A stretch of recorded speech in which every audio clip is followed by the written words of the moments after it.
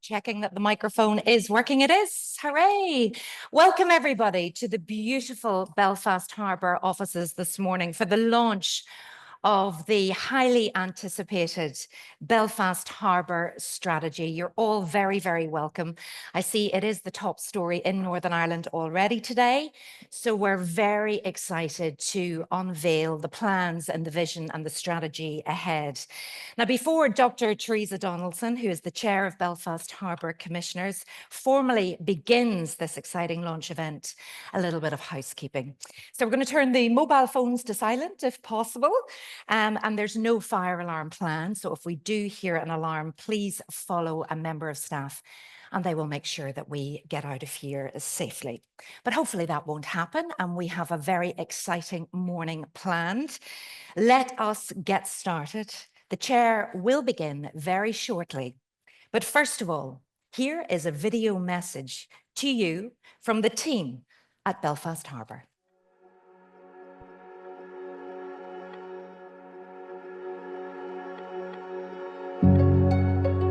This is Belfast Harbour. This is Belfast a gateway Harbour. to opportunity. A gateway to opportunity.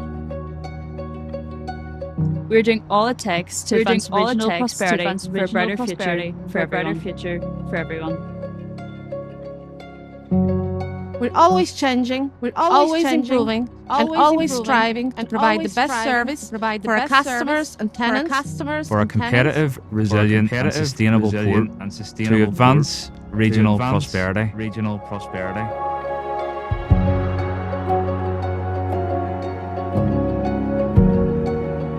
Belfast Harbour isn't just a place to work. It's a place to live and thrive. It's home.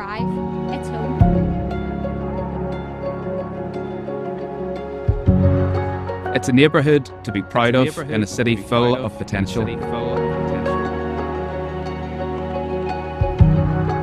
We're collaboratively building safe and inclusive communities to advance regional prosperity.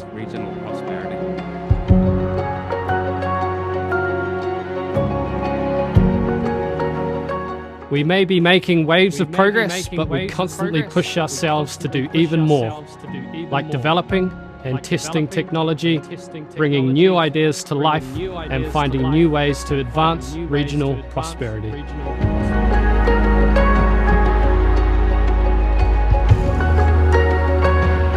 Belfast Harbour is courageous and ambitious. We're working hard to deliver a cleaner, greener future for generations to come as we advance regional prosperity.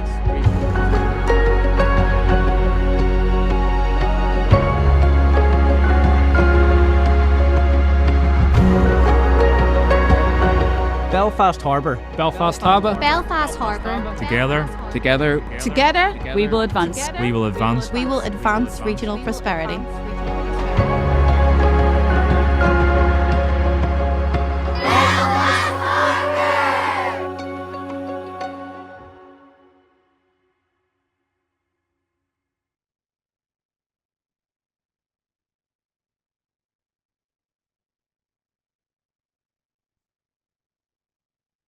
Well, follow that. So thank you, Sarah, and good morning to everybody who's in attendance physically in the Barnett Room in Belfast Harbour Commission office. But we had a waiting list, so we've also got people joining us online. We're absolutely delighted with the level of interest there's been in the launch of Belfast Harbour Commission's 5-year strategy, Advance Regional Prosperity. As Sarah says, I am Teresa Donaldson, and I have the privilege and the pleasure of being the chair of this wonderful place. My commissioners are all seated along there, and it's great to see them all this morning. So good morning, and a very special welcome to the Minister. And thank you for giving us some of your time. We know this is a very busy day for you, so I'm going to move through my piece as quickly as I can, but I do want to shape the morning. And a special welcome to Simon Calder, who will deliver this morning's keynote address. I had the pleasure of hearing Simon speak brilliantly in Portsmouth at the British Ports Association, AGM, and I've no doubt he'll be equally brilliant today. So I just love that video of our staff's commitment to the shared ambition we have tried to capture in our strategy, because without that commitment, a strategy can be a document that gathers dust on a shelf. And that's not at all what the board has in mind in terms of our ambition for the next 5 years.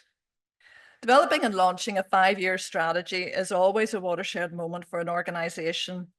We intend that our Advanced Regional Prosperity 25 to 29 will lay the groundwork for our transformative 2050 Port and Estate Master Plan, which will be publicly consulted upon and published later this year. We also recognise that we are fortunate to be bringing forward a plan that contributes significantly to the Northern Ireland Executive Draft Programme for Government and Belfast City Council's Belfast Agenda and the Local Development Plan. So together, these programmes of work will deliver the vision that Belfast Harbour Commissioners have for the port and estate, while supporting the ambitions of the Northern Ireland Executive and Belfast City Council. In developing this strategy, the board immersed itself in the process, and I want to pay tribute to my serving commissioners for the energy and expertise they so gladly shared. And we started with a reflection and an analysis of our last strategy and our progress against it. We continually recognised that it was a rare privilege to be planning services on the basis that, because of our trust port status, we could be confident in their delivery. We also recognised we had many generations of former commissioners to thank for the many successes that already exist in the harbour estate, and we sought to build on these through the strategy. But what's important, Minister, and I'm emphasising this because I know it's an issue you've spoken about previously, is that successful outcomes from this strategy will not just benefit the people of Belfast and the Belfast region, but have positive impacts for the population, the majority of the population that lives outside this city. It's important to say that advanced regional prosperity represents an evolution of thinking about the port. We will not be making unsupported claims about the impact of our strategy, but intend measuring our progress against our goals and publishing a tracker in our annual reports covering the period of the strategy. In terms of the previous strategy then, so shortly Joe's going to take you through a presentation outlining the key elements of the strategy. But first I want to highlight what has been delivered during this planning cycle, reflecting the diversity of our business and the quality of our customers. So our previous strategy, A Port for Everyone, was launched in 2019 and covered the period 2019 to 23 with an outlook to 2035, challenging Belfast Harbour to become the world's best regional port, a green port, a key economic hub, a smart port, and an iconic waterfront for the city. We believe we have delivered against all of these themes, delivering a solid financial performance each year, despite Brexit and the Ukraine war and the COVID challenges. We invested in cranes and ferry terminals. We delivered logistics warehousing. We invested in 5G technology. We delivered the first port ESG strategy. We completed City Quays 3 and progressed planning for City Quays 4 and 5. We led the expansion of the Harbour Studios in partnership with the University of Ulster and Northern Ireland Screen, and also delivered Belfast's first City Deal project.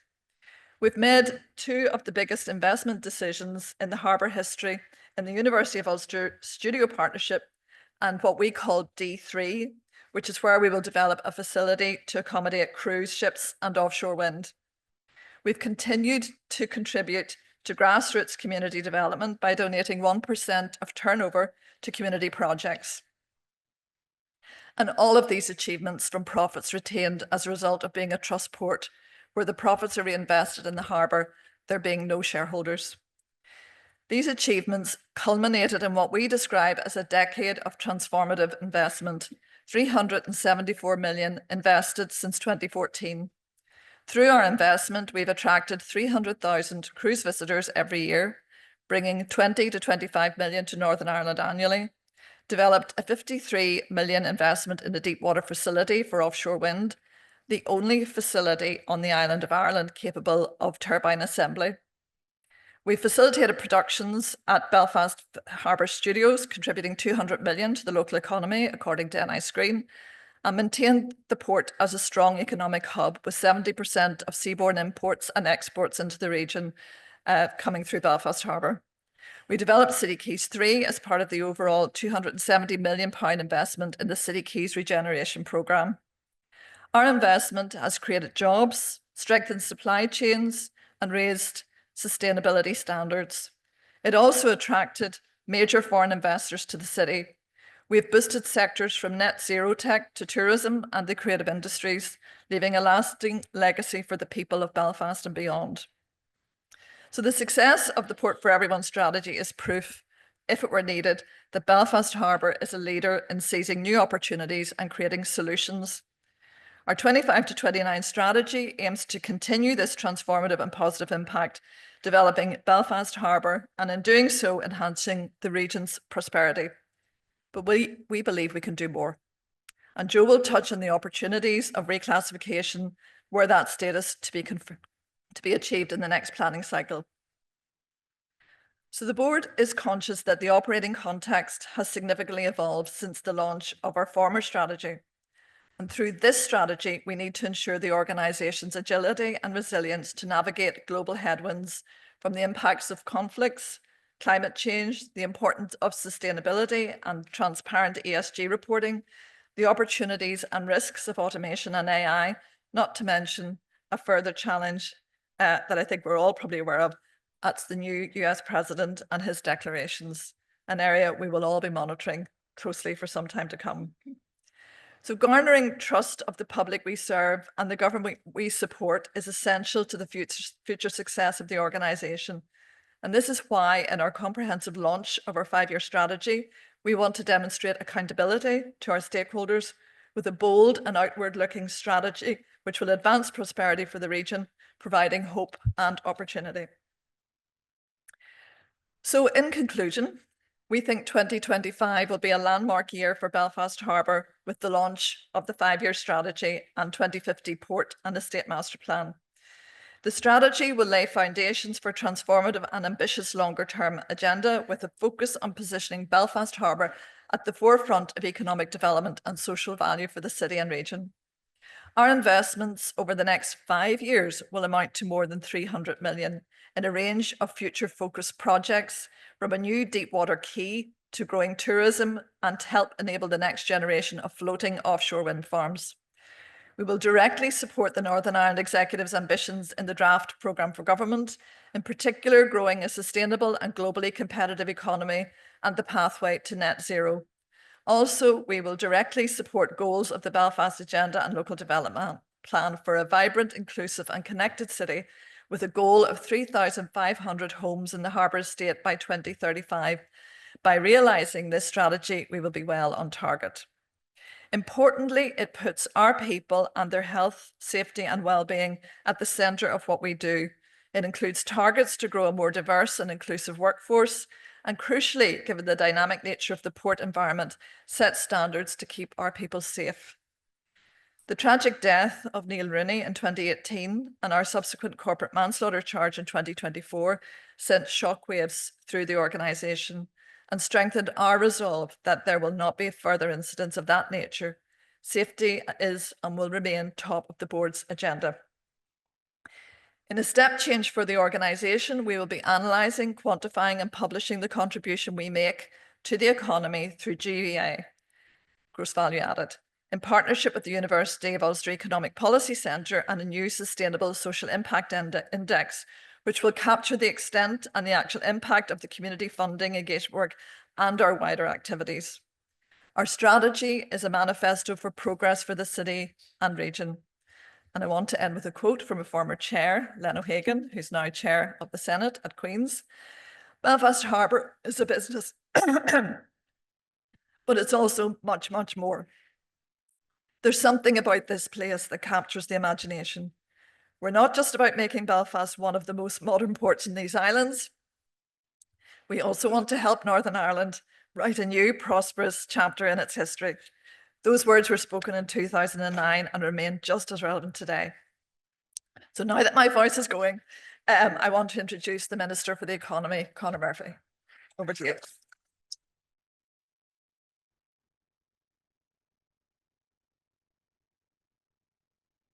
Well, thank you very much, Teresa, and Start with an apology. I have to run off as soon as I speak. It's a sitting day in the Assembly and I have to answer a debate this morning, so I have to be up there fairly sharpish.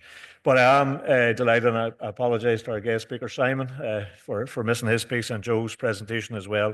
But I am very delighted to be able to have been able to come here this morning and to join in the launch of this strategy, and I want to thank the Harbour Commissioners for their invitation.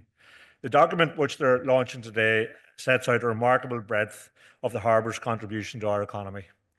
It's at the heart of our international trade, handling 25% of seaborne trade in Ireland and 70% of trade here in the north. The harbour is also a vital part of our tourism industry, welcoming over 300,000 cruise visitors each year, which adds between 20 and 25 million to our GVA. And as the location of Belfast Harbour Studios, it is pivotal to growing our screen industry.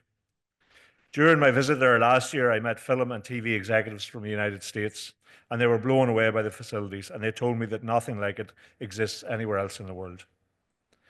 The harbour is also part of our innovation ecosystem, including the Harlander project, which currently is testing driverless vehicles with the aim of rolling out a pilot programme on the Queen's Island in the coming months. The investments planned as part of this 5-year strategy will further increase the harbour's huge contribution to our economy. Investing in a deep water quay will allow the sites to accommodate more and larger trading vessels and cruise ships. The Harbour Commissioner's aims for the estate itself to be net zero by 2030 and plans to enhance offshore wind infrastructure will help us all meet our climate targets. The plans for housing further underline the breadth of the harbour's work and its contribution to various programme for government objectives. So I want to acknowledge the huge economic impact of the harbour and commend the ambition in this strategy document to do even more. Thank you to the Harbour Commissioners, and I wish you every success as you roll forward with this important strategy. And once again, just to thank you for the invitation to be here today. Apologies for having to rush off. I want to thank each and every one of you who have turned up as well for your continued support for the harbour, for its contribution, as Teresa says, not just this city, but this region to the island as a whole. It's a key part of our economic infrastructure, and long way that remains. So thank you very much for being here. Apologies after.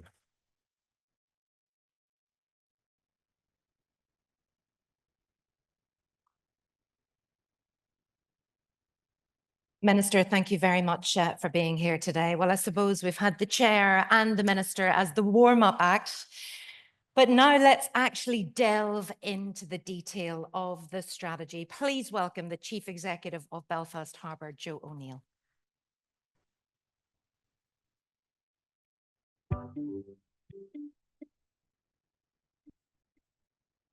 Morning, everyone. Thank you, Sarah, for the introduction. And can I, just on behalf of the executive team, extend my warm thank you to all of you here in the room and all of you online. We have been simply blown away by your interest in hearing more about our journey so far and our outlook for the next 5 years. So really, really appreciate it. Sarah said I'm going to delve into detail. That will be impossible to do in the next 15 minutes. We have a big story to tell, as you've heard, a really diverse story, an exciting story, laden with opportunities, so impossible for me to do justice to that in the next 15 minutes. But I will try and take you on a headline run through some of the key features, expand a little bit on some of the headlines that Teresa has set out. Teresa mentioned our last strategy. We achieved a lot. It was a 5-year strategy, but it had a vision looking out to 2035, which was to be a gateway for opportunity. And importantly, Maria, our first of our 8 employees in the video, made reference to that. And we haven't lost sight of that vision to be a gateway for opportunity. And when we say opportunities, we mean opportunities clearly for ourselves, but opportunities for all of you and all of our wider stakeholder base. But importantly, perhaps selfishly for us, if we can further embrace, I probably should say, those opportunities in the next 5 years, then we genuinely believe we can change the dial and advance regional prosperity. Hopefully you have seen from a flavour of the projects we've invested in over the last 5 years. Yes, we made a commercial return. We're obligated to make a commercial return, but far more importantly, the economy benefited significantly in terms of jobs and gross value add, as Teresa mentioned. So it was a very easy decision for us as we started to contemplate a new successor strategy to frame it through this lens of advanced regional prosperity. And we did the same thing as we did for our previous 5-year strategy. We set out all of the strategies, right from programme for government through to departmental strategies, through to Belfast City Council agenda, the local development plan, and the strategies for a lot of you in the room today. And we said, where is the sweet spots? Where are there shared goals that by us making an investment or developing an initiative, we can realize something for ourselves as part of our strategy obligation, but also how you can benefit from those investments and commitments that we would make. So it was very much aligning with ambitions for others, and hopefully you will see that. And I've heard that today already. And it's all about encouraging growth, but in a sustainable manner. Something that's been a real guiding star for us is our sustainability ambitions over the last 5 years. And we've seen the benefit of that as well, but also supporting our local communities as best we can. We've had 5 themes. We're probably just re-expressing them and evolving them. That's one of the verbs you heard this morning in slightly nuanced ways, but they still represent a lot of the same commitments that we had. But at the kernel of it is advanced regional prosperity. So you can see, I'll give you a quick run through on the enabling economic growth at the heart of the plan. Really important when you're supporting 70% of the seaborne trade for the region that we continue to invest in the port. It's a core statutory function. For us, creating vibrant places to live and work, effectively our iconic waterfront, expressed slightly differently, and then innovating for a better tomorrow. What is different this time around is last time we had 5 themes, one of which was green port, which we really embraced and made a lot of advances. It was one of 5. We've realized the benefits of our commitment and the guiding principles of sustainability, that it's no longer given equal billing. It encapsulates everything we do. We've seen the benefits of that. We've seen the necessity of it, where a lot of people are speaking to us, and they're simply interested first and foremost in our sustainability ambition and plans as an organization before they get into commercial discussions with it. So deliberately, this infographic is all encompassing with regard to our net zero ambition and a commitment to deliver sustainability. Very quickly, to achieve economic outcomes and improved economic outcomes, yes, you do have to spend. We're spending £313 million, as you heard. Put that in quick context, you also heard we spent $374 million over the last 10 years. So not quite, not far off spending in the next 5 years that which we spent in the previous 10. So the important message here is an accelerated spend. What we are constrained with what we are forecasting. And I'll touch a little bit on that where we think there are further opportunities.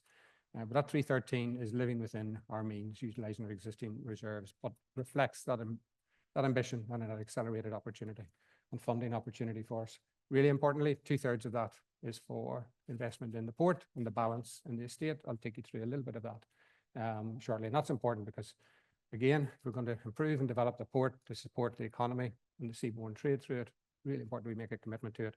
But it's got an additional lens in this strategy because we are preparing for some really significant investments from 2029 onwards when we start to fund and roll out with our master plan, which I'll speak a little bit about shortly. So enabling economic growth, probably said quite a bit about this. I think the big change for this strategy is we're going to be much more proactive in measuring and recording and communicating, as Teresa said, with what we have achieved by our economic outcomes. Perhaps slightly diligent and negligent on our part, but it's 2007 since we did our last economic impact assessment with a London-based company called CEBR. At that time, CEBR, with I have to say really rigorous assessments, thought or attributed 30% of the jobs in Northern Ireland and 30% of the economic value add can be directly or indirectly ascribed back to Port of Belfast or Belfast Harbour activities.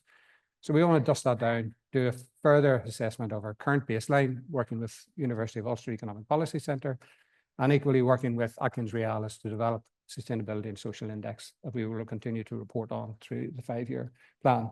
We already do it to some degree, we're just not strong enough communicating it, really giving you full insight as to what we do.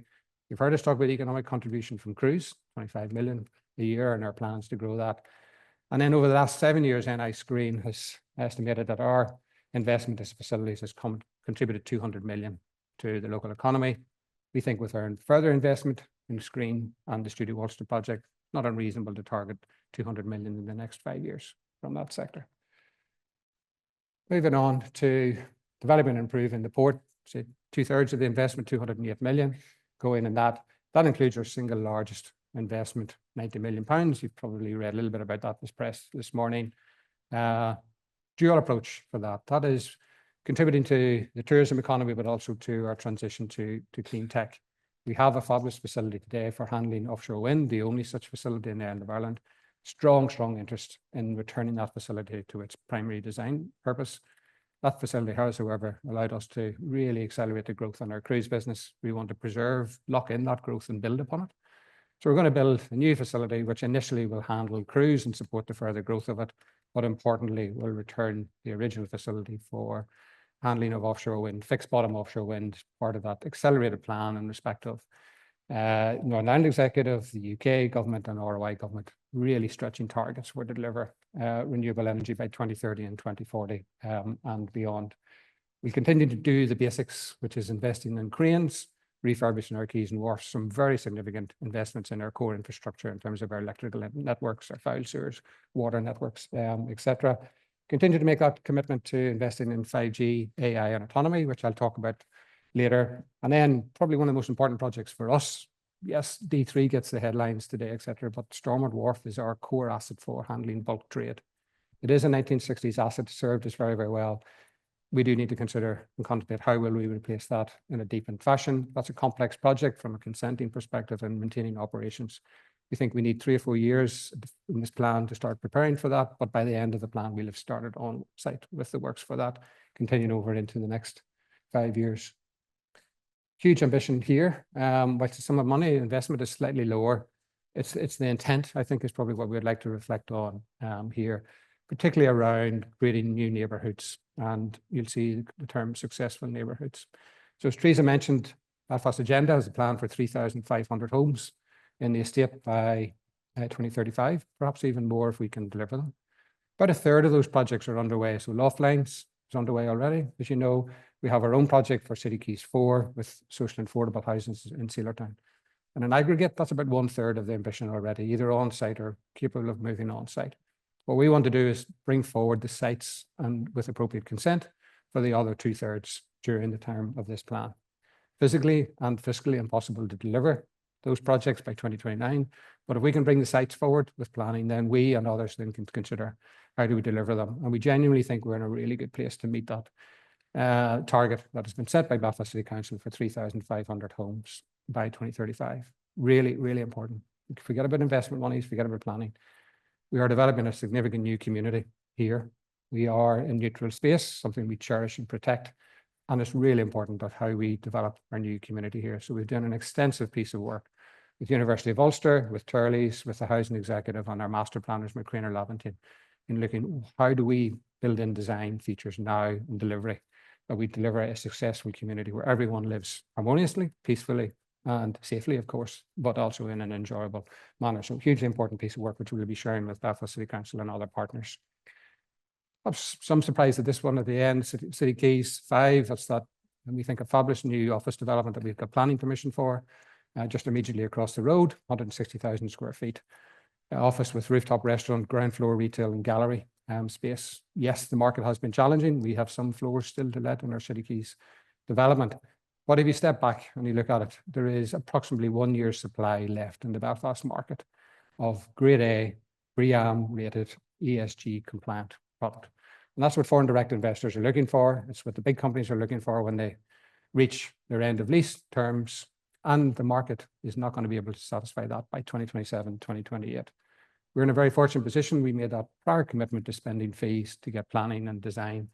We're not saying we'll take a final decision, but we will be prepared to look seriously at making a further investment 2027 for start on site 2028 and 2029 to City Quays 5. It completes the office component of City Quays, and hopefully, if we're right, is starting to address a market deficit at that time. Innovation and innovating for a better tomorrow. Let's call that old money now, but that was our smart port ambition, developing and positioning ourselves for digital transformation. We made a big commitment to that 5 years ago, with Mike leading as our digital transformation director and Laura as our digital manager. So a big commitment to say, right, how do we embrace autonomy? How do we embrace artificial intelligence? Probably the most visual manifestation of that is through the development of the Harlander project that you heard the minister talking about, and trials will commence in about 2 months' time for that. But behind the scenes, there's been a raft of other work undergoing in terms of introducing AI into our cargo handling systems, into our cargo equipment, into how to making our systems of work much safer, more productive, minimizing human error and human interaction for obvious reasons. but also looking at how we can leverage our data and have an AI data strategy as well. So really good work by Mike and Laura in that regard. And we want to further improve on that for all of the associated benefits. We've also developed a digital twin where we can prototype and trial some of these initiatives as well. Top one, I think the city in general has had a desire to develop and recognize ought to be a green tech opportunity for us. There is an investment fund that has been mooted for Northern Ireland with about 150 million of support for a green tech focused opportunity. We want to see if we can avail of some of that and develop a green tech quarter, probably within Titanic Quarter and with the support of the recently appointed Innovation Commissioner. Finally, but all-encompassing, accelerate to net zero. You may have seen from our last ESG strategy, our first ESG strategy, August last year, we are on track to be the first UK port and Irish port to achieve net zero from our direct operations, well ahead of actually hopefully 2030. We have challenged ourselves from a sustainability perspective with every single project over the last 5 years. So what was convention to have BREEAM associated with your offices, we've moved that and we've delivered BREEAM Studios, the first in the UK. Over the last 5 years, we've delivered the first BREEAM Logistics Warehouse over in Ireland, actually just last year. We challenged ourselves around One Planet Living for our gardens and the highest sustainability credentials for our City Keys 4. A necessity, but also not something we take as a burden. We want to aspire to deliver the highest levels of sustainability. We're really stretching ourselves, Kevin and the team, bringing forward City Keys 5, firstly BREEAM Outstanding. Most stretching and top target for BREEAM accreditation. Hopefully we achieve it. It's a really high bar, but it's us striving to keep on pushing the sustainability boundaries, similar for air quality, etc. And that 90 million investment in Deep Key, we're framing through that net zero piece. It's really importantly putting us at the core of the clean tech transition, not just for Belfast and Northern Ireland, but for the UK and Ireland. There's huge opportunities. I read a little bit in the strategy. 30 wind farms contemplated within 200 kilometres of the port. That's our natural trading hinterland, with the capability of generating 30 megawatts of electricity. We are the only port in the island of Ireland still with a facility, very few facilities on the west coast.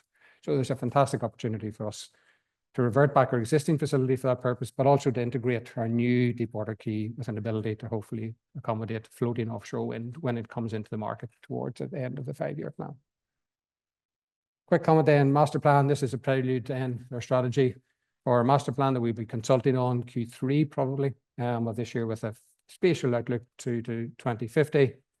It'll encompass, that master plan will encompass a lot of things we're talking about here. New deep water quay, probably associated channel deepening, developing clean tech industries, developing logistics hubs, developing housing, and hopefully back into office investments again. So an all-encompassing master plan. We will be consulting. We've consulted with a lot of you already. We'll be returning with our proposals to you over the next 3 or 4 months, publicly consulted, and then launching towards the end of the year.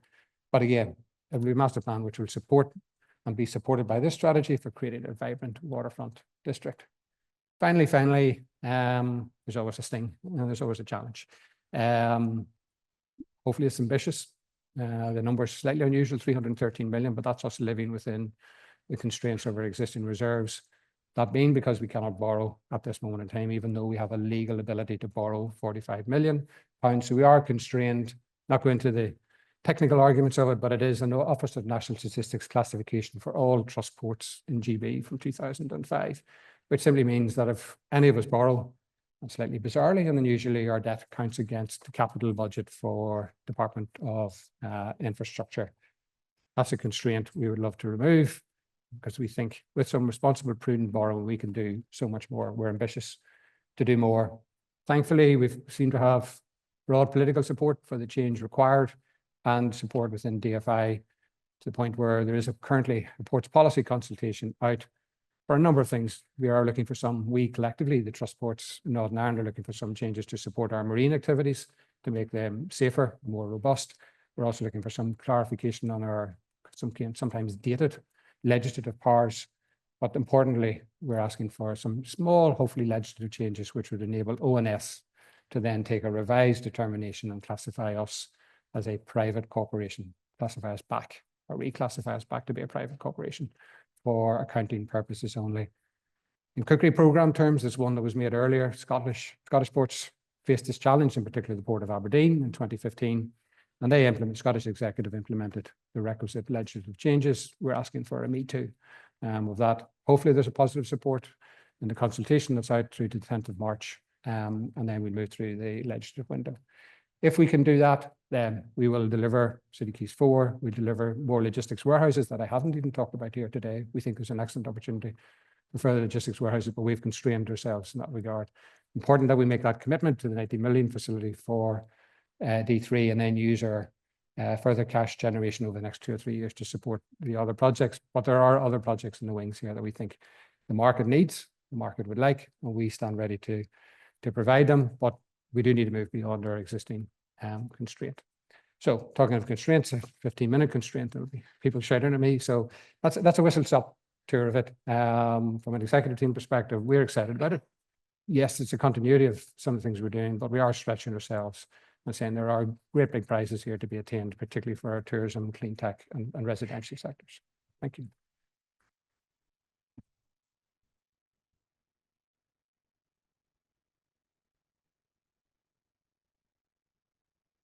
Fantastic, Joe. Yes, 15 minutes to cover quite a lot there. I think you did very well.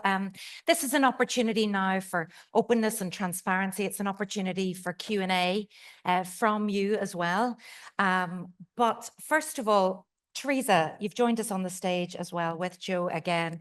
We were chatting just before the event started. This is an incredibly proud moment for you.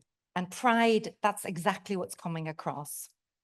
Yes, it is. I think for me as chair of the board, but I'm looking at my colleagues on the board all sitting in front of me here. We worked very hard to produce this strategy with obviously the leadership team led by Joe and excellent director colleagues. But what we're very proud about is that we are protecting what's good about the harbour. We have wonderful customers.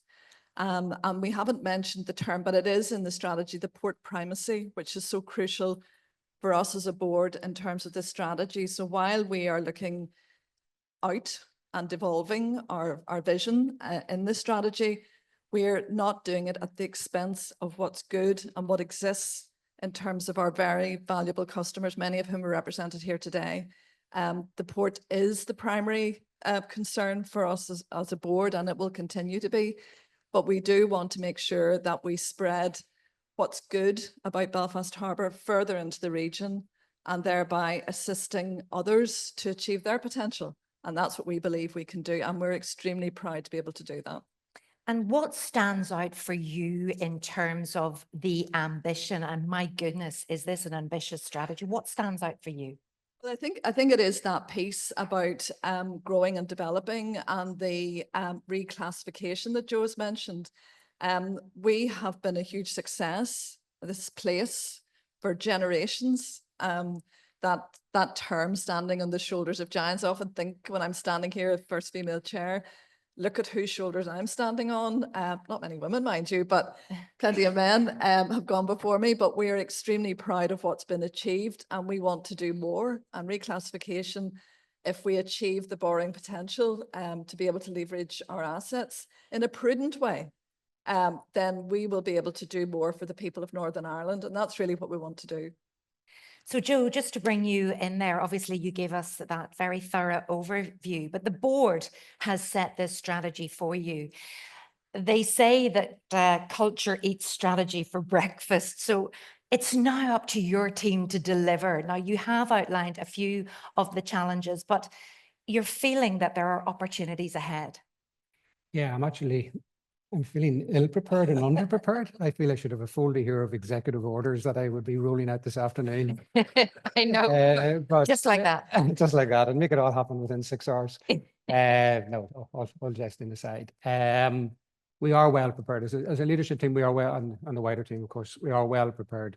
There's a continuity aspect to some of the projects. You will have heard that we are considerably advanced with some of the big projects, particularly the D3, because we've board approval secured in principle. We have our planning achieved. We have our contractor on board. So it is, as I've said in an interview, dotting I's and crossing T's.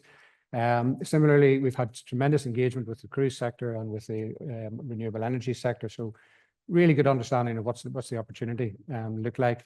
I think we're all probably quite versed in what's the opportunity we'd all like to avail of from city centre living, and we've put a marker down as to how we want to achieve that, and then similarly in the office. So I'm comfortable we've embraced and understand the opportunities, and we've plans in place for delivery against them. Challenges, yes, there will be a few. I hope most of them are emanated from outside the organisation rather than inside, because we talked about £374 million we delivered over the last 10 years. Pretty much that entire team who delivered that investment is still in place here, and I will be looking to them, and I know I'll have their support to deliver the next 5 years at 313 million. But we are dealing with some sectors here which have their challenges, not least renewable energy. We're part of a really big complex supply chain, and big decisions have still to be taken around commitments to offshore sites, to supply chain for being able to equip these offshore farms, government support for them. But we're stand ready to play our role as and when the moment is right.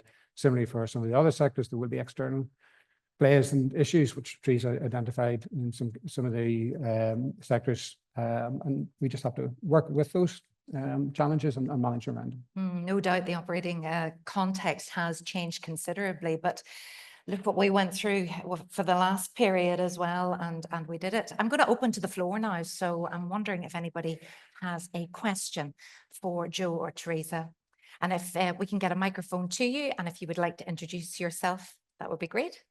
Hi, Richard Johnston from the Executive Office. So firstly, congratulations to the board and the team to where you've got to at this point in time. So great insight, foresight and collaboration there in the plan. And as always, from an economist, we'd like to see the delivery and how you're going to measure that. So, you know, absolute congratulations. My interest, I suppose, touches on a lot of what Joe's talked about in terms of the overall impact of the harbour on the broader NI economy. So, you know, you've talked a lot about AI, you've talked a lot about your investments and the improvements in competitiveness and productivity. And, you know, competitiveness, productivity, economic inactivity are our three main challenges in the economy.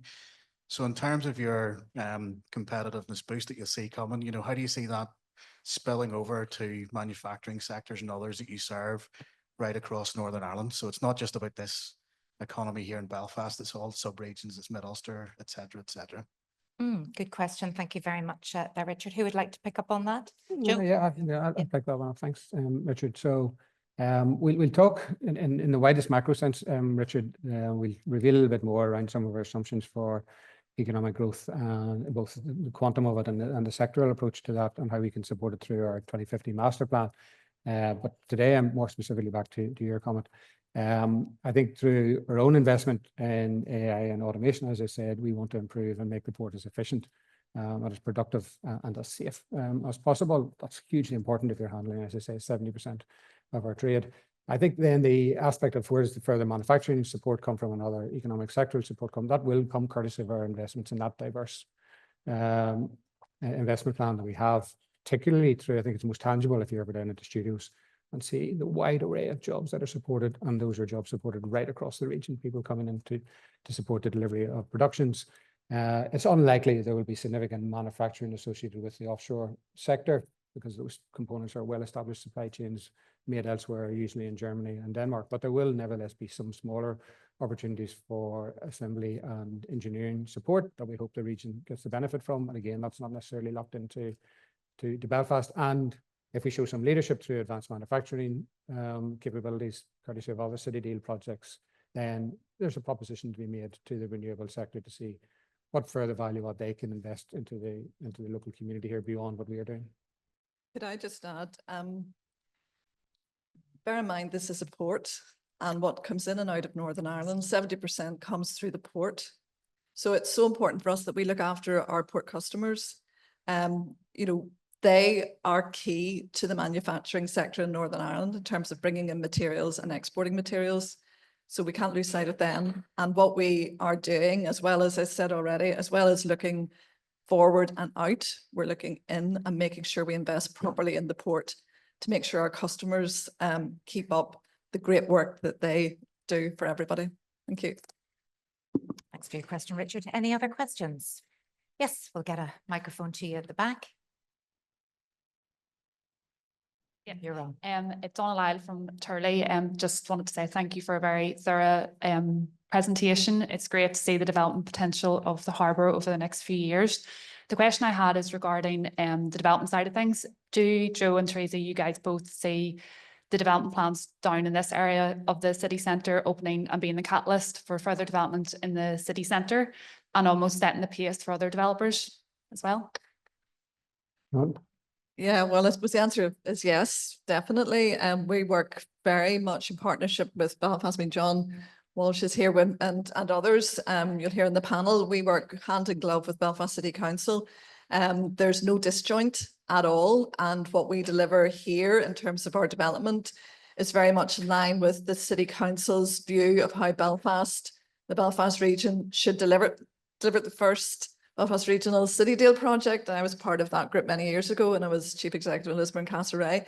First City Deal project was delivered here. So we will continue that partnership. It's extremely important, it's extremely valuable, and it is really productive. Fantastic, thank you. Any other questions? Yes, we have in the middle, you can pass the mic along. Thank you very much. Apologies, I've sat in a very awkward spot. So Kerry Muldoon from the Northern Ireland Maritime and Offshore Cluster.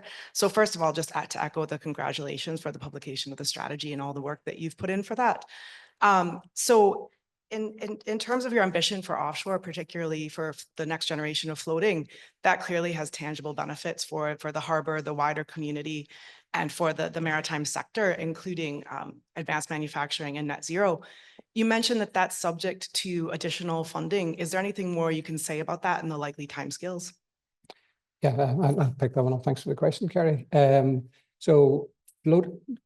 Step back, at a governmental level, there are hugely ambitious targets for offshore wind. At our own level, we have a 1 gigawatt ambition for Northern Ireland, 5 gigawatts by ROI for 2030, and a slightly higher target for 2040. And UK has massive targets of 50 gigawatts by 2030. So it's really, really ambitious. And the general assessment is that over the next 5 years, the technology will move from fixed bottom to floating offshore wind farms as we move further out. That technology has probably only now been tested in full operational format now. So it's not completely proven, but is going to be relied upon to achieve those ambitions.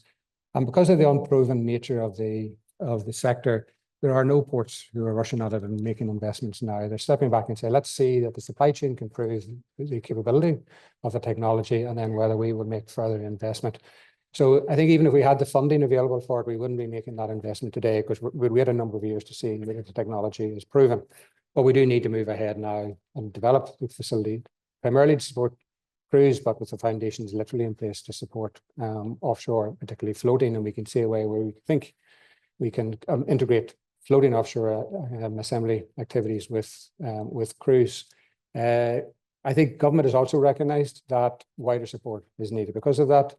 Embryonic technology, the absence of long-term commercial deals and support from customers, government recognises that in all likelihood will have to make an intervention. It had a 160 million scheme called FLOMES, the Floating Offshore Support Scheme, about 18 months ago.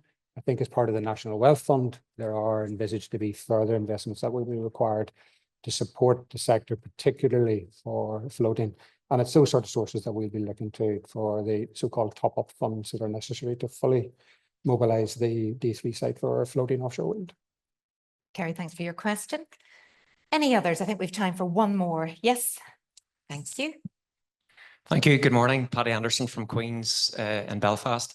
Firstly, congratulations to Teresa, Joe and the team for the launch of your strategy. You're to be commended for its clarity, its vision and its ambition. At Queen's, we share your ambition for Belfast and for the region. And my question is, what can stakeholders like Queen's and indeed the others represented in the room here this morning do to work with you, collaborate and align to unlock some of the strategic opportunities and advance regional prosperity? Thank you. Great question. Well, I'll kick off. Just, I mean, obviously the partnership we have with Queen's, our former chair, Len O'Hagan, obviously plays a very important role now in Queen's University. So we have a strong partnership with Queen's and with the University of Ulster, I have to say as well. And that's critical in terms of skills, because skills is a very important area for us in terms of these emerging issues. You've heard offshore wind, engineering, hugely needed, but many more engineers to service those sectors. So working on areas such as those skill developments are very critical to us.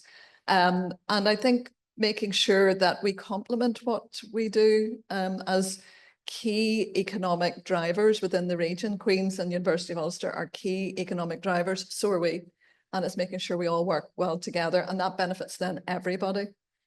Yeah, just add open door for conversations. Paddy, I think it's a great question. If I look back at our last 5-year strategy, we did set out an agenda for really strong collaboration with the universities. That was grounded in the 4 or 5 stated or named city deals. Obviously, we moved that forward with the Studio Ulster, some opportunities, I still think, for some of the balance city deals. But one of the big learnings from the last 5 years is in having the conversations around the city deal opportunities, I think we've unveiled and scrape back and realize there are many more projects that we could be working on and collaborating with both universities. And hopefully what you heard today was that shared goal piece from us where let's sit down together, look at that center point where there is mutual advantage to us all from us taking initiatives forward or making investments. Thanks for your question. Did you want to pick up on that, Teresa? No, I mean, I think I've made the point that we work very well and will continue to work well. And with anybody in this room who thinks that we can do something to further and advance prosperity in the region, that engaging with us will help you to achieve your objectives. We're open for business. Within reason. And within our statutory powers. But you are our stakeholders. You are our stakeholders, and that's why you're all here today. Brilliant. Okay. Well, I suppose I will finish up with you, Teresa, because, you know, we've had this ambitious launch today and Joe has talked about the challenges and the opportunities that are out there. He's ready to go. He's ready. He's got that pen ready to sign off on many different things going forward. But Joe also talked about measuring success. What will the board be doing to kind of oversee that, to make sure that we do meet these targets? Yeah. So we've both mentioned that the partnership with the University of Ulster in terms of looking at the metrics. We believe we are underestimating some of the outcomes and some of the deliverables that are already in place. So for example, in terms of cruise ships, we estimate 20 to 22 million into the economy, but we have something like 150 cruise ships came in last year. I mean, Cork talk about 70 to 80 million and they have fewer ships. So something's not being measured properly. We think we're underestimating what the cruise industry coming through our port is bringing to the region. And that's an area we would like to pick up on. Not an easy thing to do, but it is possible. And working in partnership with the University of Ulster, we'll be able to do that. And also things like contributions to manufacturing and other areas that have been raised here today. How we work better with the two universities, we'll be looking at those issues as well. Bringing more people to live in the area where they contribute economically, because they'll come in and they'll pay their rates and they'll bring an economic benefit to this area, to Belfast. So we'll want to measure as a board, we'll want those figures brought to us. And so something we can encourage our leadership team to do, but also that we can then be able to say, this is what the harbour is delivering for everybody. And building that thriving community is absolutely at the crux of this too, Joe. You mentioned that, and the neutrality of the area too. That was interesting. Yes. Well, thank you. Any other questions at this point? I don't think so. No other hands raised, but thank you very much to Teresa and to Joe. I'll let you take your seats again. Thank you. Thank you.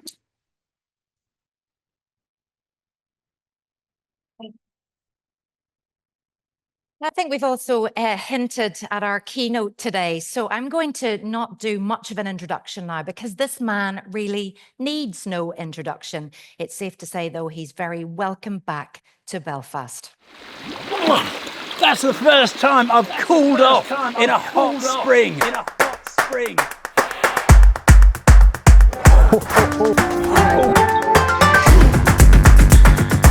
What strange creation is this?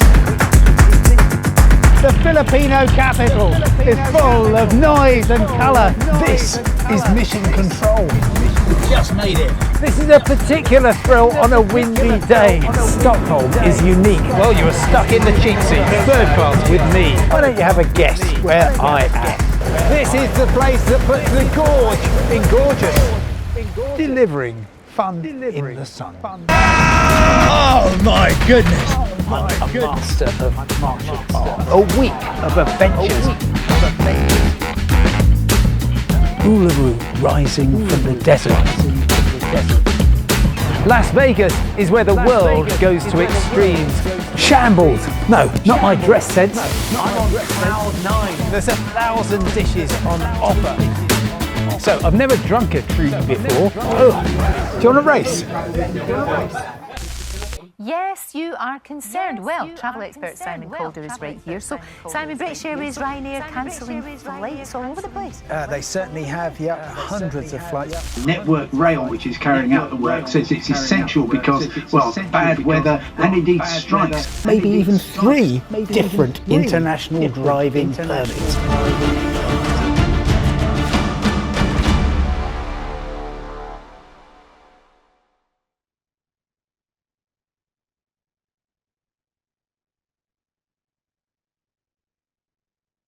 Well, what a great pleasure to see you all. It's such an honour to be here. I first came to Belfast, can you believe, in 1998 on holiday.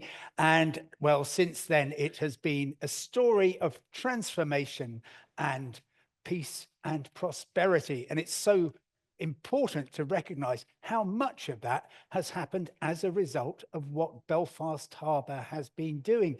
Just examples such as, of course, hang on, there we are. I think that will get us there. We just got a issue with the visuals. There we are. That's the welcome you're supposed to get from me.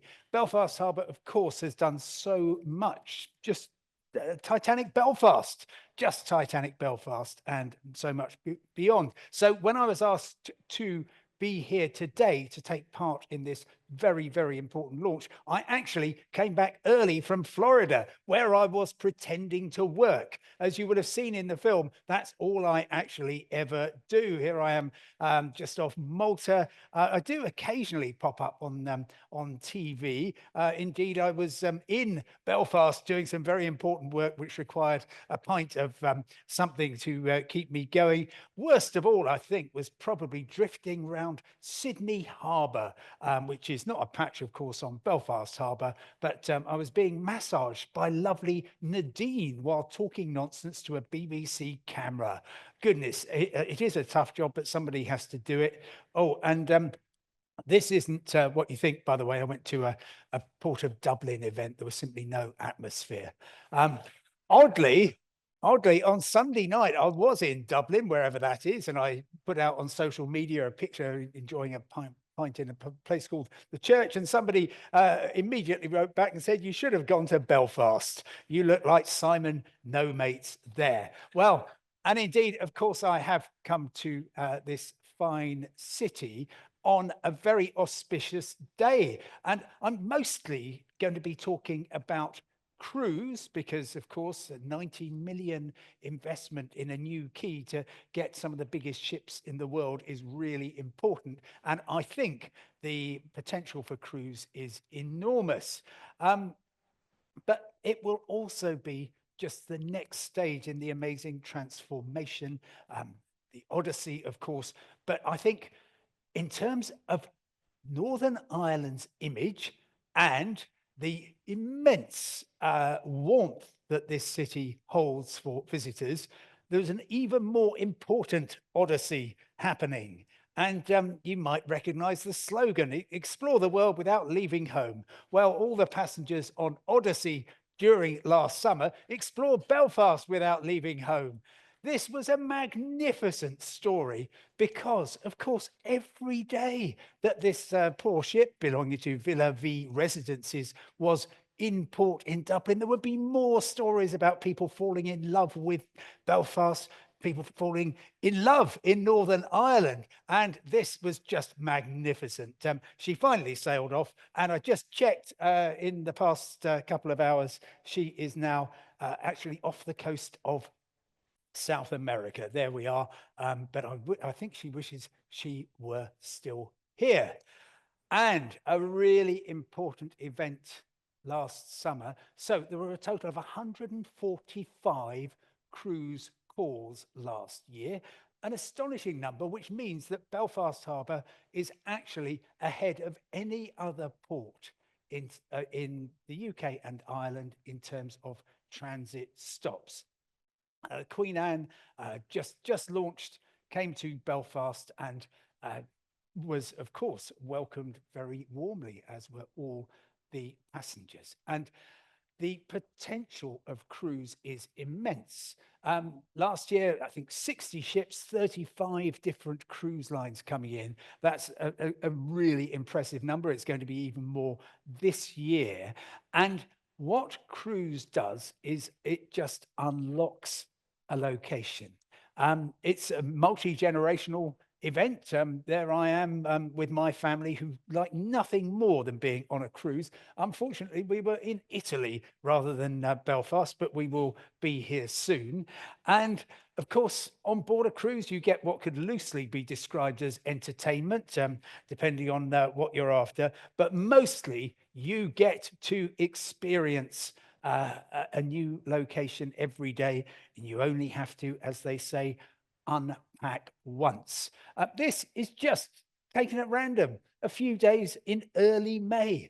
And for any cruise port to get that number of calls, that variety of vessels is extremely impressive. And of course, this is a virtuous circle. The more ships that come in, the more vessels that are so warmly welcomed, the more particularly that people talk about the great opportunities for day visitors, the better. And of course, Titanic Belfast has done so much to transform the image of Belfast. It is a global brand, and it is magnificent to see the way that very much from day one, and I followed the whole Titanic Belfast story, the visitor numbers just went through the roof. It's a fantastic welcome to the city, and of course the great architecture. One of the best, I think, museums of any city in Europe. The Ulster Museum doesn't get the attention I don't think it deserves. I'm doing what I can to improve that. And of course, and I think this is probably the case when cruises first began here, and heaven knows how difficult it was to get those first ships to say, yeah, we'll come to Belfast. Political tourism, which is, I think, still a really important issue. People will go to Berlin to see the Berlin Wall. They will come to Belfast. They will go to the Shankill Road and Falls Road, and they will understand the years of the Troubles. Of course, it goes so much further beyond Belfast. There is an immense amount of beauty in the coastline, of course. There's also, who's been on the Gobbins Coast Path? It's magnificent, and I think they need to change their webpage, because it's not the most dramatic coastal walk in Europe. It's the most dramatic coastal walk in the world. Absolutely terrific. And of course, if that's not thrilling enough, well, you've got Carrick a Reed. The importance of getting people out of the city and into Northern Ireland is, of course, absolutely critical. Game of Thrones opening up in the original location where it was filmed, and it'll be interesting to see if Belfast Harbour Studios does anything similar. Hillsborough Castle, beautifully restored. And of course, people are generally only here for a day. One reason why it's so good that Ambassador is doing many turnarounds in Belfast is because, well, most people will arrive earlier.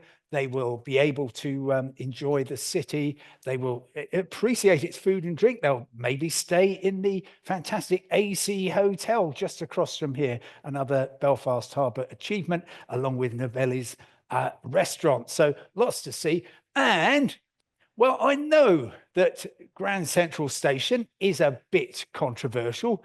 How grand is it exactly, and how central are questions that will continue to be debated. And as far as I know, New York's Grand Central Terminal has not yet taken legal action over the name. But honestly, it is, compared with what was there before, a welcoming, organized space that does make it easy, for example, to travel out to Derry, Londonderry, and of course that is another Northern Ireland location which is absolutely on the world tourism map because of the importance of culture.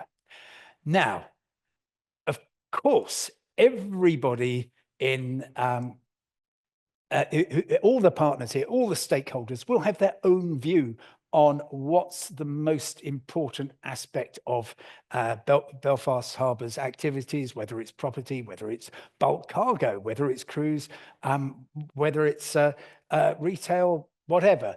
And there will be some people, perhaps in this room, perhaps elsewhere, who will say, yeah, but look at the damage that cruise tourism does. This is before Venice banned cruise ships from the actual town. This is what Venice looked like when a big cruise ship was in.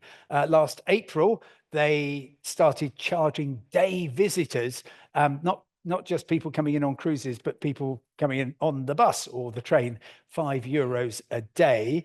And similarly, across in Amsterdam, they are taking action and they are actually talking of closing down their cruise port. So we absolutely need to take the interests of the community extremely seriously.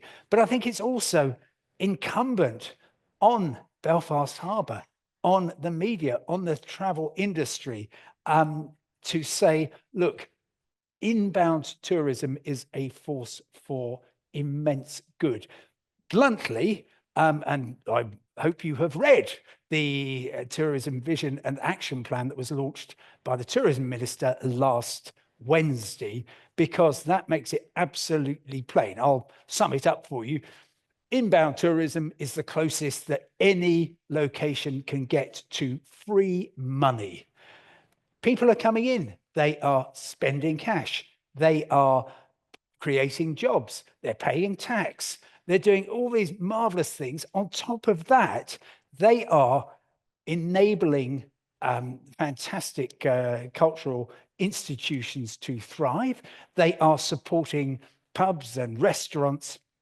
So important, of course, the story of food and drink to what is the Northern Ireland story.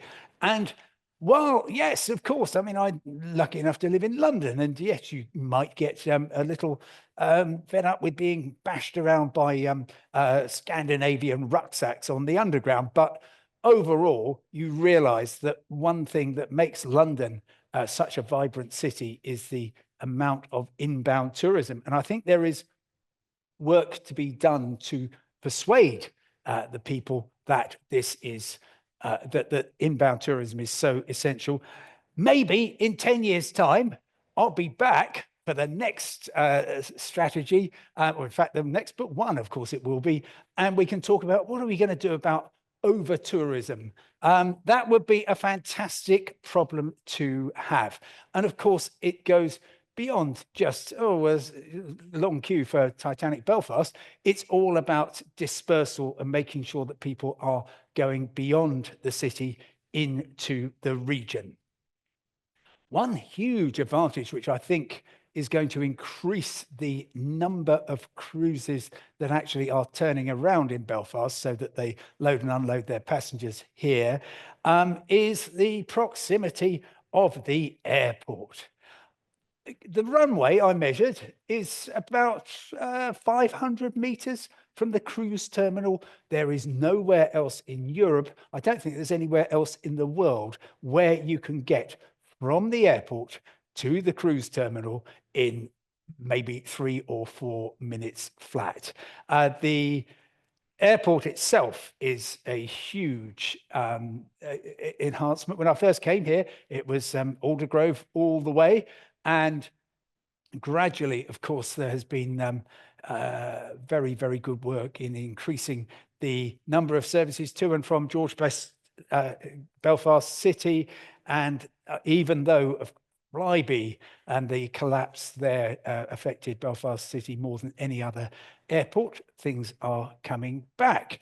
And there's actually some good news today, because as you will be painfully aware, fog in London, flights to and from George Best Belfast City cancelled. Happens way too often, but that's partly because of the lack of resilience at the London airports.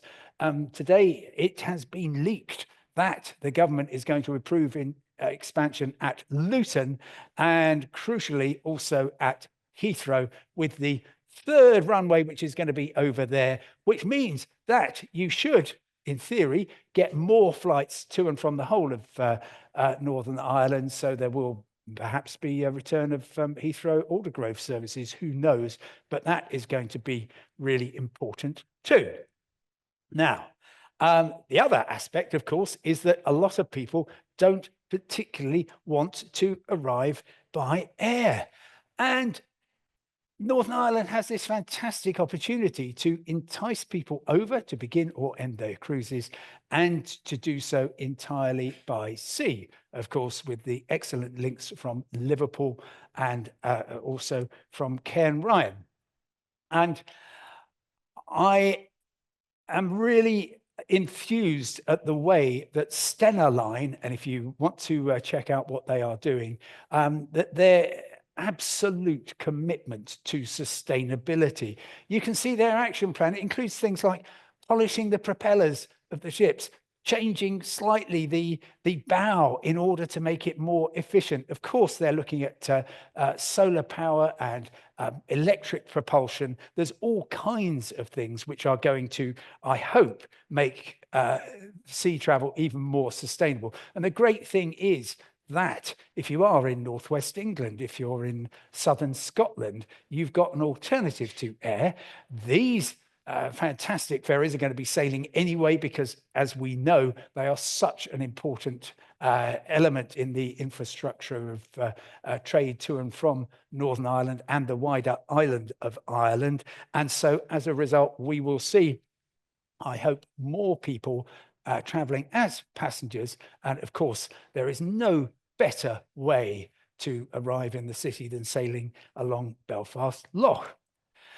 I'm also hugely enthusiastic about coming back in March, because from what I understand, the Harlander, this amazing electric autonomous vehicle, is going to be starting, well, not just trials, but actually moving people around the Belfast Harbour estate. And it's going to be doing so, I think there's going to be 2 vehicles all the way through from March to September. Now, that is very exciting, partly because it's going to be lots of fun. I can't wait to try it out. Partly because it actually points the way forward. Autonomous vehicles, yes, of course, you want to be sitting in your Tesla, other makes are available, and enjoying the heading down the M1 or wherever, enjoying the not having to steer or pay attention. But actually, in the short term, it is going to be shuttles like this operating on fixed routes, which are going to pave the way. And the fact that Belfast Harbour is so far ahead on this, I think, is a tribute to the whole organisation. I know that there's more to life than tourism, although frankly, in my job, there isn't.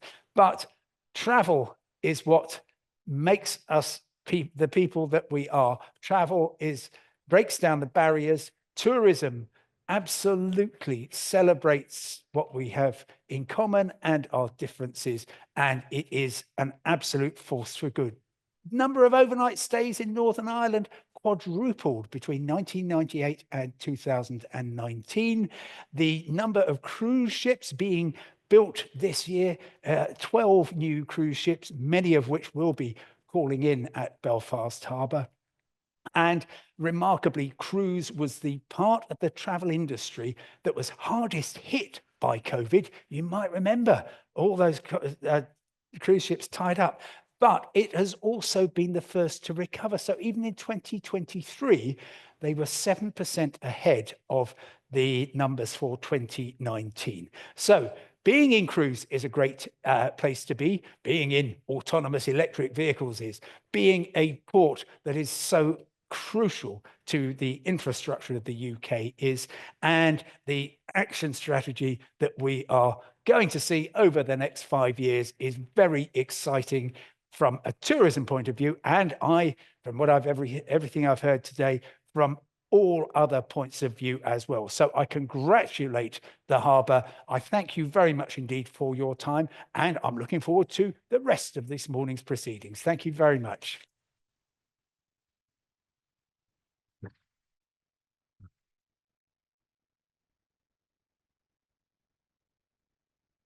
Simon, thank you so much. How did you cope during the pandemic, Simon, by the way? Was that very difficult for you, the pandemic?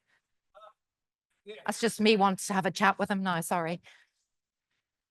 Was quite tricky actually, Sarah, because suddenly after 25 years of being on holiday pretending to work, I actually had to do some work and wish I was on holiday. So anyway, back to normal now. Back to normal. So, Thank yes, goodness for that. Yes, we're not going to mention that word anymore. Okay, we're going to explore a little more with some key stakeholders in the room, just what this strategy means, not only for Belfast, but to Northern Ireland and indeed to the island of Ireland. So I'd like to invite our panelists to the stage now. Please welcome Kat McCusker, President of the Northern Ireland Chamber of Commerce and Industry, and also PwC Regional Market Leader in Northern Ireland. Thanks to Kat.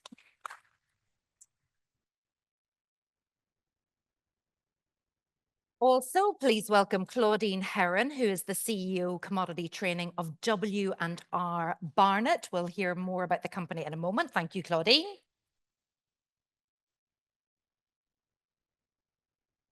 Rachel Sankanavar, Head of Green Economy Development at Invest NI.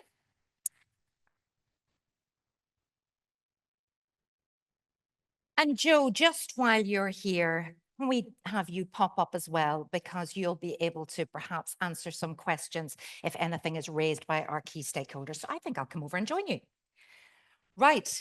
Okay, so I thought we'd start with you, Kat, first of all. I thought it would be quite useful, given the ambitious nature of everything that we've heard today, if you could give us a little crystal ball ahead into 2025 now.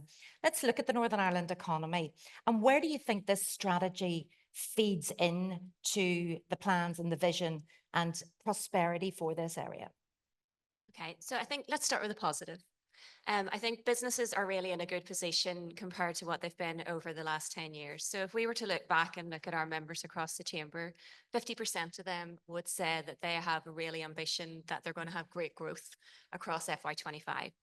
But what's really interesting is 25% of them would say they don't see that coming from growth in the Northern Ireland economy.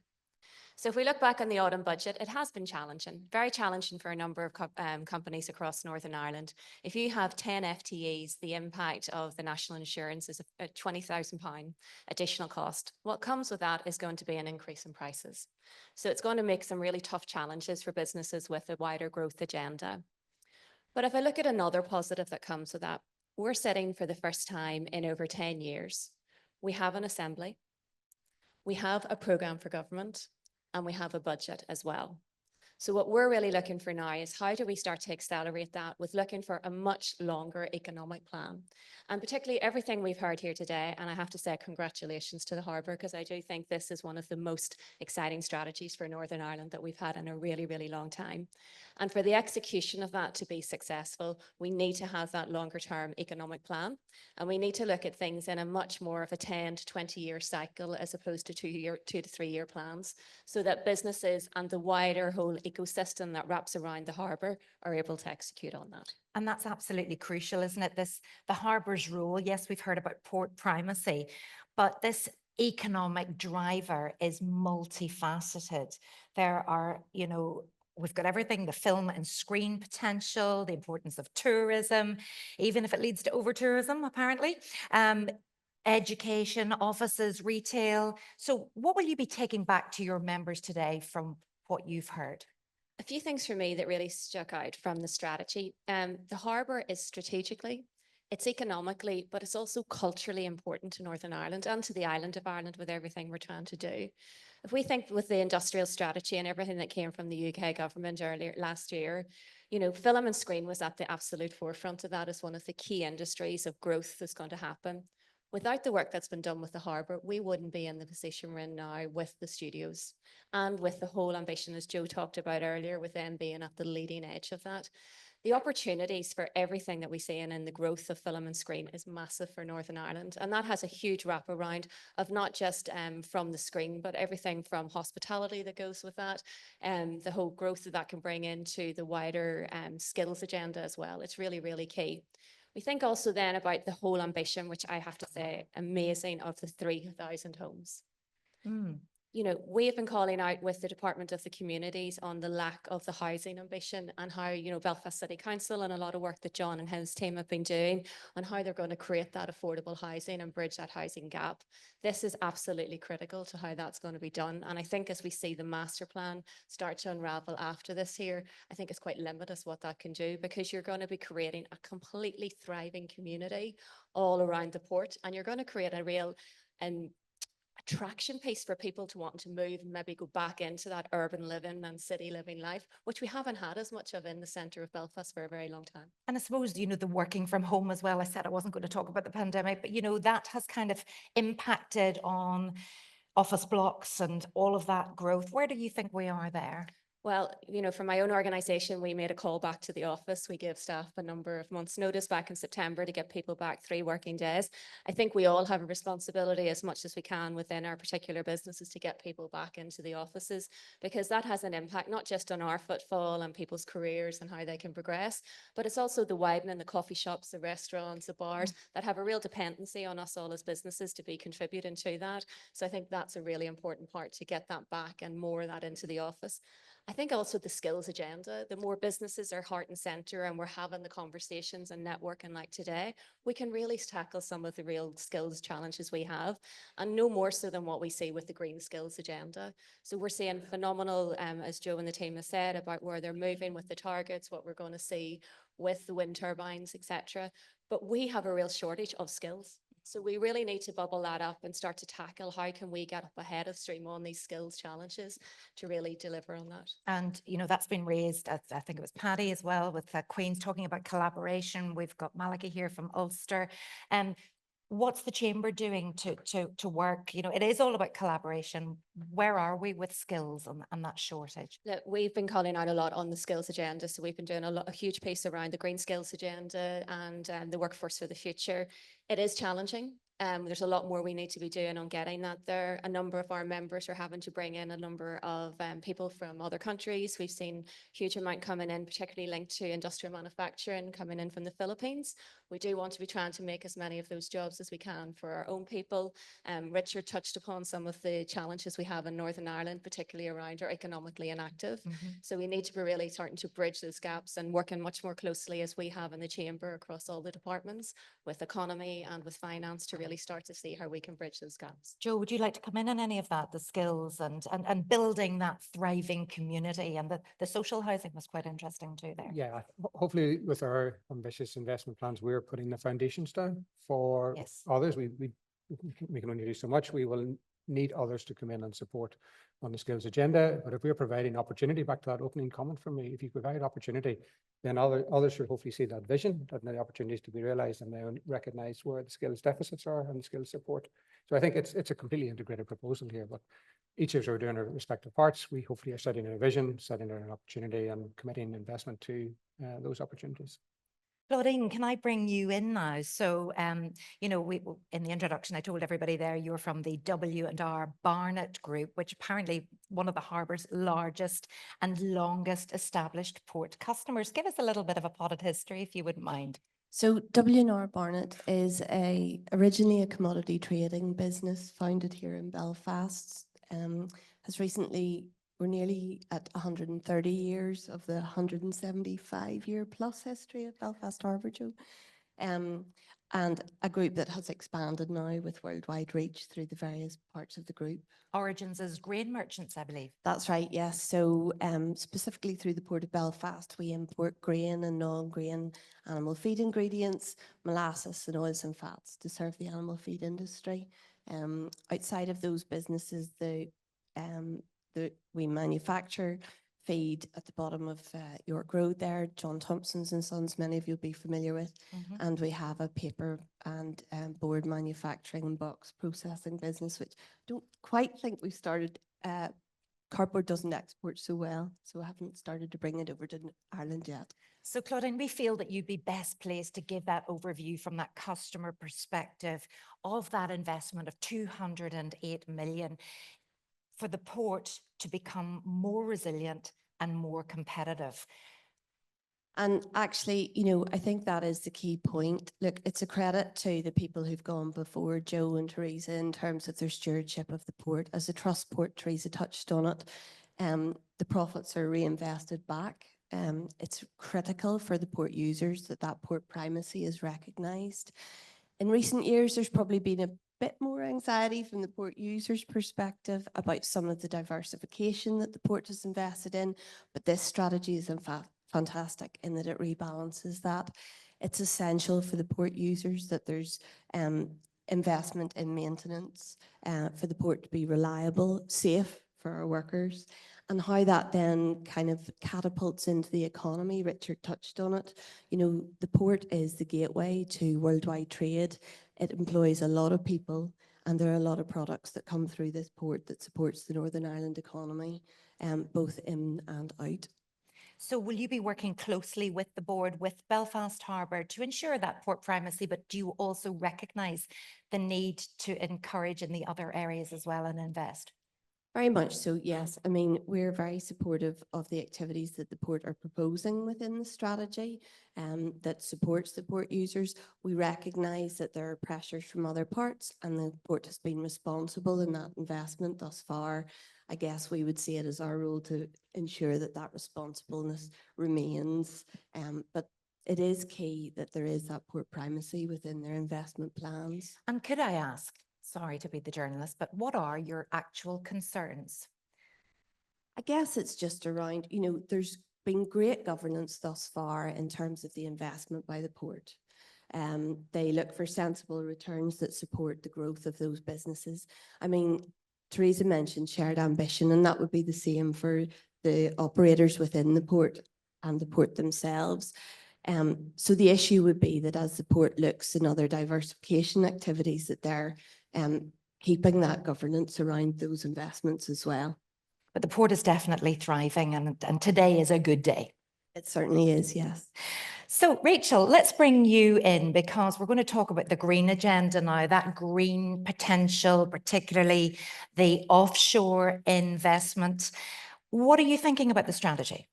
I think it's absolutely fantastic. And I kind of was looking at this from a global perspective, because offshore wind is one of the leading sectors in renewable energy across that energy transition space. It's projected to grow 7-fold by the end of this decade to 480 gigawatts. So that presents a really huge commercial opportunity. And we've already got so many companies in Northern Ireland already starting to access that opportunity, which is why I'm so pleased to see that the strategy has actually called out the supply chain and the supply chain opportunity so clearly. And Belfast Harbour is already showing leadership in this space. We've got the first offshore wind terminal in all of the UK and the only one in Ireland here. They're also a big part and a member of the Northern Ireland Maritime and Offshore Wind Network. And I know Kerry's here today, and that cluster is funded by InvestNI. So we're delighted to have the harbour part of that. It's helping to position Northern Ireland companies on the international stage and build capability throughout the region, positioning us for that global offshore wind opportunity piece. And we've seen all of the various pillars, Joe outlined them earlier, but at the centre, that net zero target, that must be music to your ears. Yeah, absolutely. And I think, what's really interesting is that, the strategy has said that Belfast Harbour is really at this epicenter of an opportunity. 30 offshore wind farms planned within 200 kilometres.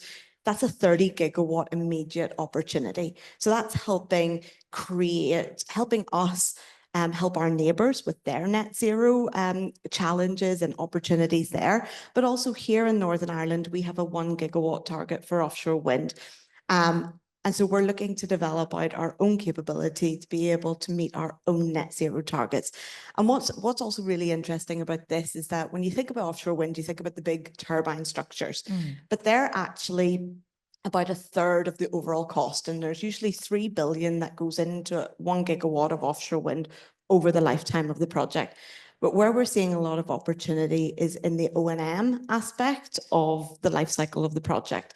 And that's projected to offer 1.6 billion in GVA to Northern Ireland and over 30,000 jobs. But I suppose we do come back to the skills issue and mobilizing those supply chains and needing to build the skills now for what we see as those future opportunities.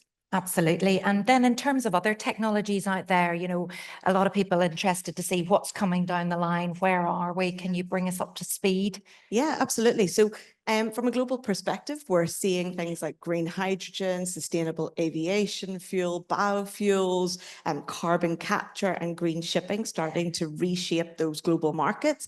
We're also seeing a bigger demand for productivity, electrification and energy efficiency. And I'm actually so pleased that the Harbour has called out the need and is supporting, you know, the development of net zero clusters and clean tech clusters and advanced manufacturing clusters, because that's going to help to anchor value from the green economy here in Northern Ireland, and also help to promote our FDI appeal as well. I think it's interesting, you know, some of the research I was doing, some of the projections, and they're big numbers, but 10 trillion to be added to global GDP by 2050 from new green activities alone. So massive global opportunity across lots of different sectors there. And I think, you know, we've got some really cool companies on the Belfast Harbour itself, you know, leading the way. We've got Catagen, we've got, I know Artemis are in the room today, and Ionic as well, sort of already starting to gain value from the green economy and set strides for Northern Ireland. And all of those green jobs that they will create, some jobs that we don't even know about yet, they just don't even exist. I mean, even look at your job 3 years ago, it didn't exist. Exactly. So it is an exciting time. It's really encouraging. I definitely think it's the opportunity of the next couple of decades. You know, anybody coming in to the job market should be looking to the green economy. There are jobs in sustainability to help your business become more sustainable, but there are also so many jobs that will help your career, help the trade and the prosperity of Northern Ireland. So look to those business opportunities. That would be my message. And should we mention Trump and the Paris Agreement? Yeah. I sort of quaked in my boots this morning when I read that executive order. But you know, there's an interesting stat. I think it might be brought back slightly, but 92% of global GDP is currently covered by some form of net zero target. So the drive to sustainability isn't going anywhere. There are so many regulations, particularly coming out of Europe, driving sustainability on large corporations and large multinationals. And what they do to help them in their sustainability journey is to cascade that down the supply chain. So no matter what sector you're in or what size of your business you're in, this is going to start touching you if it hasn't already. An exciting 5 years ahead. Yes, please come in there, Claudine. Well, Sarah, I was just going to say, you know, for the port users, it's great to see the advancement of the green agenda on the Belfast Harbour strategy, because we're all on our own green and clean fuel journey. And, you know, Belfast Harbour can play such a pivotal point in that, you know, the wind turbines, the resourcing of green energy, therefore, for Northern Ireland, but there's an opportunity for it to go further, you know, in terms of ship-to-shore power, technology in shipping fuel, and haulage as well. You know, Belfast Harbour is a logistics hub essentially, and the number of vehicles that come through this site, the number of ships, you know, there's a real opportunity to help the port users on their green journey. And Kat, do you want to come in on that one, on the green agenda? Yeah, I mean, I completely echo everything that's been said by Claudine and Rachel. I think the other thing on the green agenda that we probably haven't touched on just as little bit as much is actually, you know, what we have with our dual borders is unprecedented on any island. So the opportunity we have in regards to what we're doing with both import and export is unheard of. Nobody else can do trade freely across both UK and TEU that we can do from here. And just on that there, as we are seeing businesses with their huge growth and what they're looking to do with their sustainable footprint, we're also seeing such a huge rise in regard to what we're seeing in complete innovation, and a lot of our whole startups are coming with that green agenda, so that we can be providing through the harbour real export opportunities for them and what they can be doing. It's quite exciting, you know, and it's unrivaled without anything else from a GB or even an ROI perspective. So we should really be capitalising on that and really showcasing what we have to offer in some of these areas with the green skills, particularly around green tech, pharma tech. We're seeing a huge amount around our agri-foods in that area as well. So it's quite exciting times to watch where it's going to go. Well, Joe, you must be pleased on the whole there. You'd think we'd selected these panelists, but actually they're very, very pleased with what you've announced today. Yeah, and that's great to hear. And I'd like to thank Kat, Claudine and Rachel for your comments and for contributing today. It's really appreciated. I'm going to particularly single out Claudine and say I really appreciate this. Might be a slightly strange thing, but I do really appreciate her making comment on the port primacy piece. That's a hugely important piece. And you know, you had to do it on a platform, Claudine, but it's something we are acutely aware of as an organisation. It's our statutory purpose to maintain, operate and develop the port, as I said, from 1847 piece of legislation originally. Hugely important that we respect that and promote that. We seek to do that. I think what we seek as a team and as a board is to look at the balanced opportunities here. We have made investments in recent times elsewhere in what we would call non-port.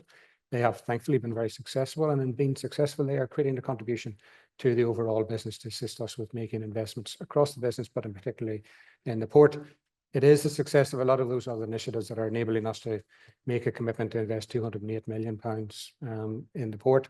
I hopefully trail a little bit here that whilst that's a significant investment, we see a much bigger investment in the following 5 years because of the outcomes of our master plan, which we'll reveal and talk a little bit later about. So a significant focus on port primacy, port projects for the next 10 years. I would like to think, and this is back to the reclassification piece, if we have greater leverage and capability to borrow, we can still avail of the opportunities elsewhere through other developments in the harbour estate. But it's a balanced portfolio approach, but not at any time losing sight of the port primacy and the support for the port customers. And it all goes back to it's hugely important we do. 70% of trade supported by our facilities and our customers and the port service provider. So massively important we do not lose sight of that.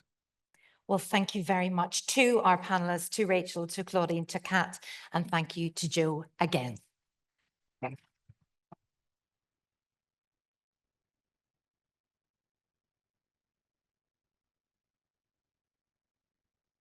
So just keeping an eye on the time, and we are drawing to the end of our morning. It's been extremely insightful and a very exciting 5 years to come. But I'm going to hand over to for the final words back to our chair. Teresa, it seems a long time since you were up here at the podium, but some closing words on your big day. Thank you very much.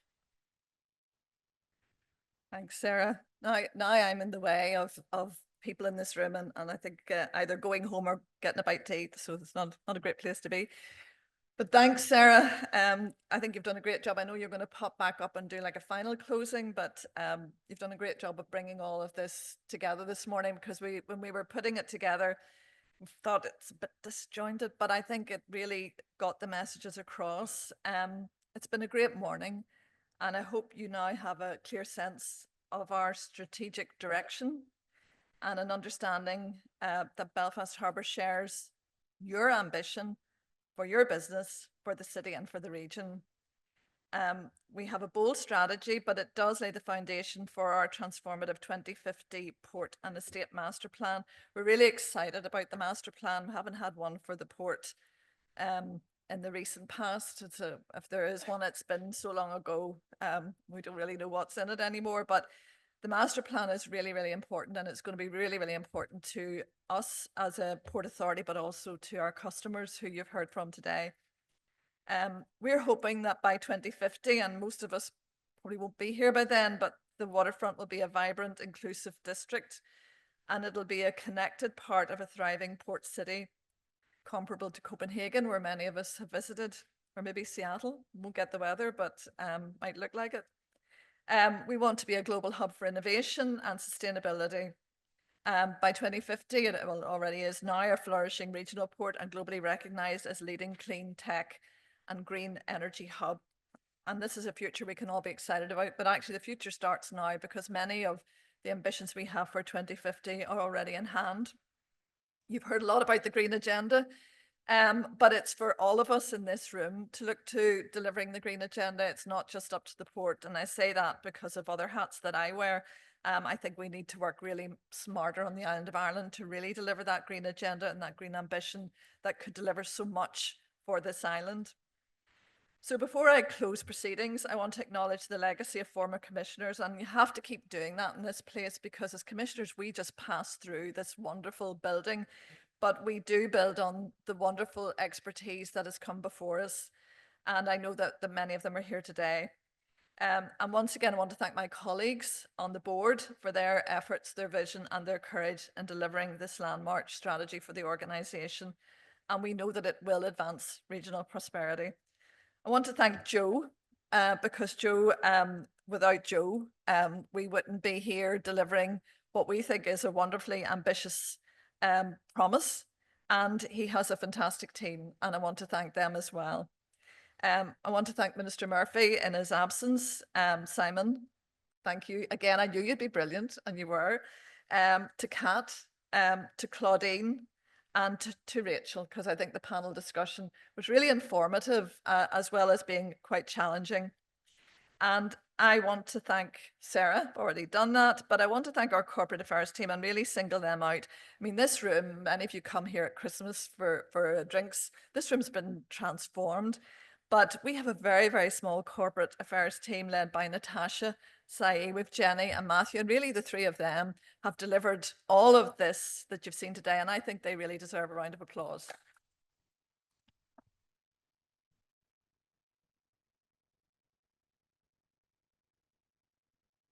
So, as I mentioned in my opening remarks, this will be a landmark year for Belfast Harbour, but it's only the one of many significant announcements we'll be making over the course of the next 12 months, and that includes our 2050 master plan. So the master plan and the new strategy will deliver lasting value to the city and the region. But to make this happen, we need to work closely with all of you, our partners, customers, and our tenants. We need your engagement, your support, and we want to collaborate with you. And I think together then we can ensure that Belfast Harbour is a cornerstone of shared prosperity and a pride for generations to come. Thank you.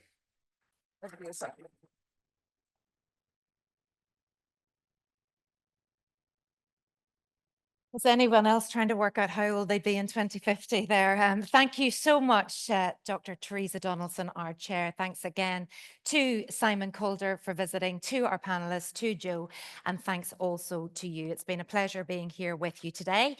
You're all invited to lunch, a little bit of an early lunch if you can stay in the gallery.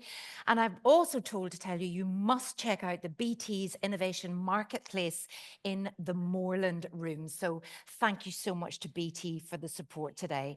Take care, everyone. An exciting 5 years ahead.